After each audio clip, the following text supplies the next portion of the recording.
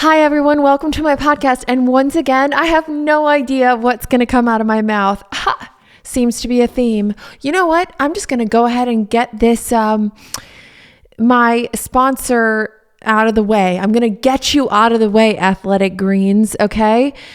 But in all honesty, I fucking love Athletic Greens. I'm completely addicted to this superfood supplement. So basically 1 scoop a day, you put it in water and with a nice squeeze lemon in there every single morning. This superfood green supplement has 75 vitamins, minerals, and whole food sourced nutrients in one convenient daily serving. And I gotta say, the first couple times I tried it, I was like, yep. And now I'm addicted. I am addicted. And I love, and this is like part of being in your 30s, I just love taking vitamins. I love knowing that I'm taking care of my health because, well, I'm slowly dying, right? And so I want to prolong that. And Athletic Greens helps me do that. So to make it easy, Athletic Greens is going to give you a free 1-year supply of immune supporting vitamin D and 5 free travel packs with your first purchase. All you have to do is visit athleticgreens.com/idiotpodcast. Again, that's athleticgreens.com/idiotpodcast to take ownership over your health and pick up the ultimate daily nutritional insurance. I can't tell you enough, like how good it tastes and how much I look forward to drinking it in the morning.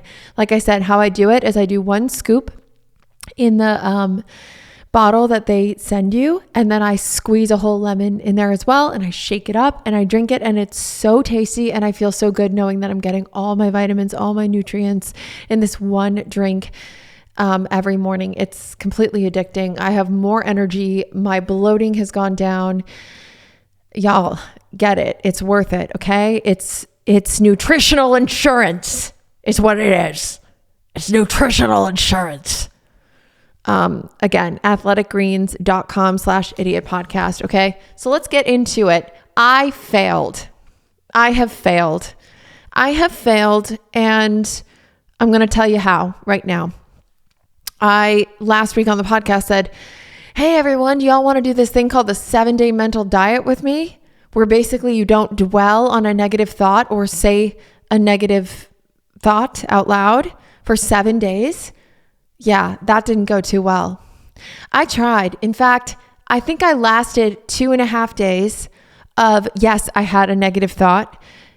Yes, I've uttered negative words, but I didn't dwell on those things. And I caught myself and I switched into what is the solution here? Or what am I grateful for here?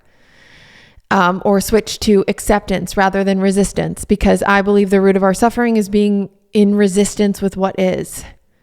Right? So I still absolutely love the concept because it just makes you more aware. Like I've had to start over 3 times. And basically, like if you catch yourself dwelling on a negative thought or dwelling on a problem for over a minute, and that's not denying the problem. That's not toxic positivity. That's like acknowledging the problem, but then switching into like, what's the solution here? Is it to accept this thing that I'm powerless over? Or is it to find the courage to change the things I can? Like, let's get into the solution. I think that's brilliant. Another thing, like I had some work stuff. And normally when work stuff doesn't go the way I want, a specific edit or something like that, I'll get really upset because in my head, it's so good and it's not where I want it to be. And I will dwell on that for a good couple of hours and I'll obsess over it. It needs to be perfect. This piece needs to be perfect. And I can't rest. And because I'm doing this challenge, I was able to look at this edit and go, okay, it's not where I want it to be. I got angry for a minute and then I went, hold on. All I have to do is give some notes. All I have to do is get in the solution and it's going to be better than I could have ever imagined. It's going to get there. I just have to do some notes and we have to do a couple new versions and it will get there. There's no sense in getting upset and sad, and really what is that? That's fear. It's a deep fear that I have that you guys aren't going to like the sketch. You're not going to think it's funny. And then what's going to happen then? I'm going to have to die is what's, like my head goes, oh, if it's not good, if it doesn't hit, if it doesn't make you laugh, if one person says you're not funny, it's like a knife to the heart. So that's where that like anger comes from, is this need to like, succeed and make you laugh and all of that. So anyway, long story long, I love this 7-day mental diet, even though I'm sucking at it. And even though I've had to start over 3 times, it's the coolest thing ever to just become more consciously aware of my thoughts and go, okay, yeah, maybe I can't control the first thought. I'm going to have that first thought of worst case scenario and, fear thoughts, or thinking about what went wrong in the past or what might go wrong in the future. But I'm becoming more consciously aware of the thought. And then I'm going up. I'm not allowed to dwell for 7 days. I'm not allowed to have an anxiety attack over this scenario that hasn't even happened. I'm not allowed to get depressed over some situation, some fact of my life that, doesn't feel ideal. Like, I'm not allowed to do that because of this program. So I'm not going to do it. So I then get into solution mode or acceptance mode or gratitude mode. And so that's fucking amazing. This is great. This is really, really great news. So yes, I failed, but I'm loving it, man. I'm loving this journey for me. I really am. And I'm very curious to know if any of you have attempted to do the 7-day mental diet. And if so, how has your experience been? How long did you last? Did you find yourself dwelling and then like an hour into it going, oopsie? Because I definitely have done that, where I'm like, whoops. Another thing, like, you can't gossip. You can't talk badly about anyone. You can't, hey, we all love a bit of gossip, don't we? Not even pop culture. You can't even talk about Kanye West. You can't even talk about Kanye West. Can't do it. Can't do it.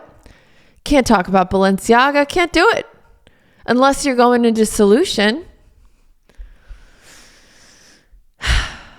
I am going to try and tell this story without dwelling on the negativity. And also, I'm wearing a bodysuit and it's currently riding up the JJ. Hold on. Okay, that's better. It's like a tall girl problems, We have long torsos. And so if you wear bodysuits, they could just ride up.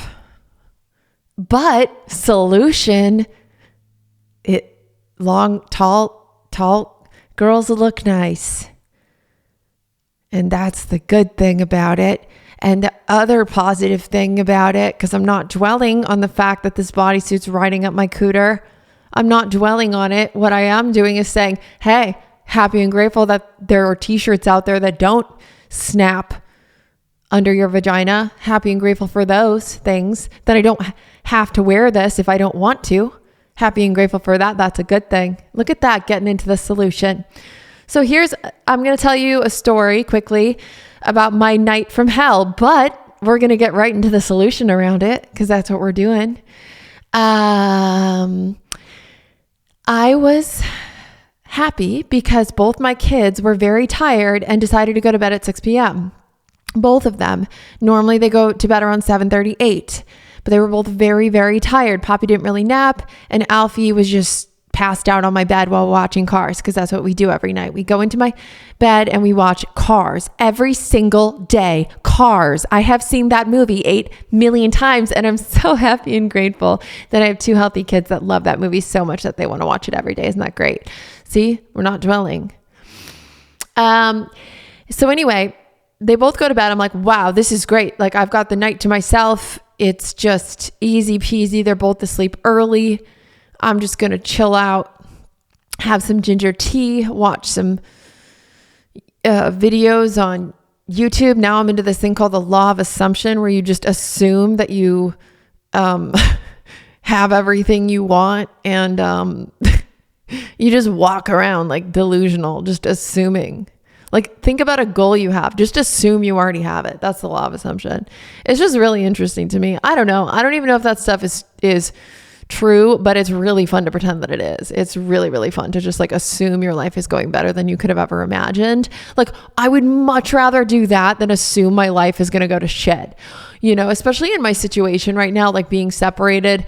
Oh, not talking about that. But it could be very easy to like, you know, catastrophize it and go, this is going to be horrible. But no, I'm choosing, even in the face of adversity, I'm choosing to go, you know what?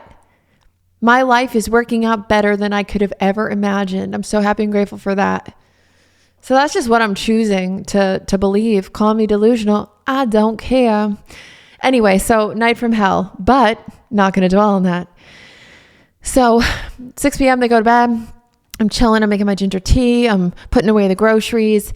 And I go to sleep at 10 p.m. and I was very tired. And all of a sudden I'm in my deep slumber and I hear, "Mommy, mommy, mommy." Open my eyes. There's Alfie right in my face screaming for me. "Mommy's bed, mommy's bed, mommy's bed."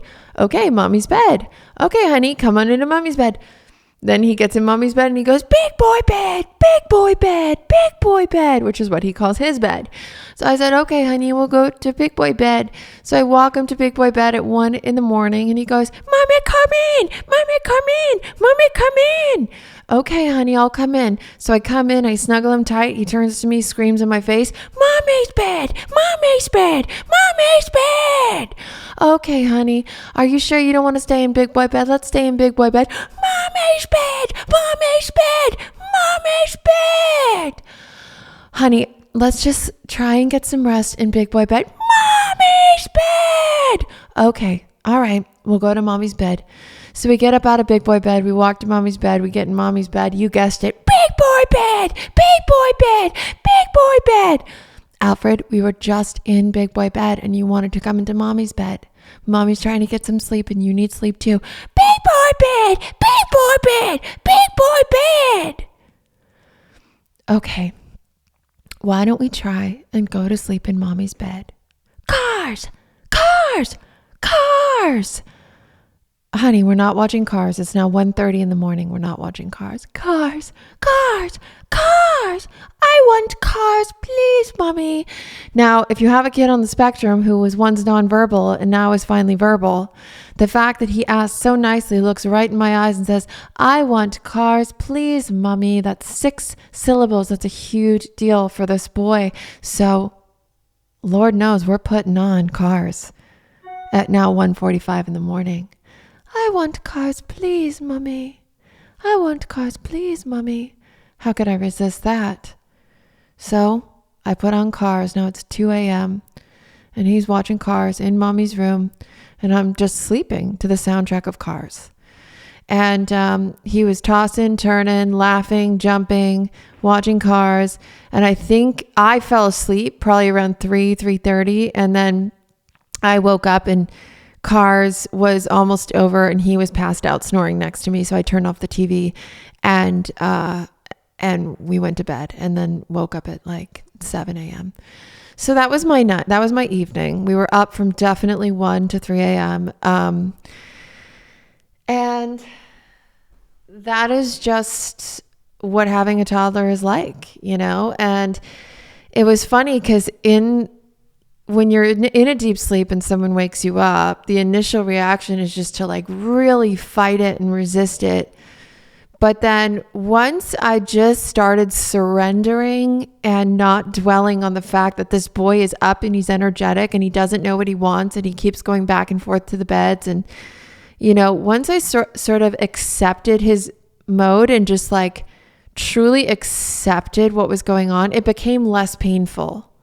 It would have been much more painful if I was just like resisting it, which sure, there were moments where I resisted it and I wished that he would go to sleep, but instead I just kind of followed his lead a bit, and it is what it is. You can't force a kid to sleep. I wish you could. You can't. You know, if he's not tired, if he's wound up, You kind of got to work with them. So anyway, I feel like I didn't dwell, and it worked out well in the end. Then we woke up cuddling each other, which was really sweet. It was really, really sweet. So that's kind of all I have for you today. Is I'm now again on day 2 of the 7-day mental diet, and we'll see if I can actually get through a week. But I have this weird feeling that it's just like a lifelong practice is what I'm realizing, and that they tell you 7 days, so you develop this new habit, and then now you're just naturally more consciously aware of like, am I unnecessarily dwelling in a problem? Am I unnecessarily wallowing in self-pity? Of course, feel your feelings, but then I certainly don't want to live in the problem. I'm not interested in that. I'm not interested in being a perpetual victim. I am not interested in that life. It doesn't look like any fun to me. I want to have fun in my life. So this 7-day mental diet is really helping me there. Anyway, I love y'all so much. I actually have to get going because Carla, my kid's second mom, is leaving in 5 minutes. So I've got to get back to them. And and Steven's parents are in town. They're staying half the time with him and half the time with me. So that won't be awkward at all. It won't be awkward at all. No. Why would that be awkward? Why would that be awkward at all? It won't be. No, they're actually like very lovely people. And super non-judgmental. And so I really lucked out there, and they're lovely, and they're the grandparents, and that's super important that they spend good quality time with the kids. So it's going to go better than I could have ever imagined. I'm so happy and grateful that it's going to go better than I could have ever imagined. So happy and grateful for that. And as always, I forgot to tell you, hit the subscribe button. Please give this video a like. If you're watching on YouTube, that really helps me out.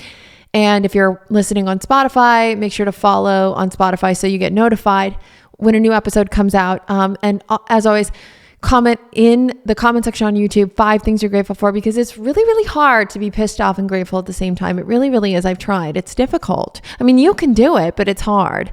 So please, for me, just write down 5 things you're grateful for, please. And watch how it maybe helps your day just a little tiny, teeny bit. Because as Einstein said, the most important decision we make is whether we live in a hostile world or a friendly world. Is whether we believe we live in a hostile world or a friendly world. I'm choosing the friendly world. Friends forever, always will be friends. All right, on that note, I'm out of here, bitch. I'm just kidding. I love you. Bye.